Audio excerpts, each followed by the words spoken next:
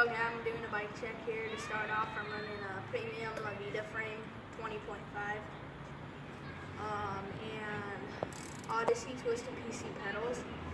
I've had them over a month, they haven't broken yet. And then some profile cranks. I bought them about a month ago. They haven't snapped or cracked yet. And Z-chain and red.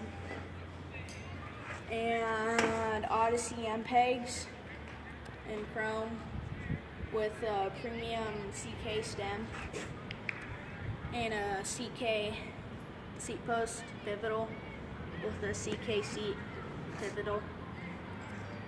Dennis Anderson signature rig bars in 9.25 rise.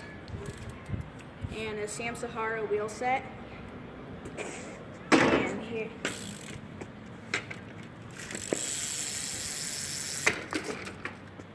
And a premium bottom bracket with premium CK tapered leg forks and a Verde headset.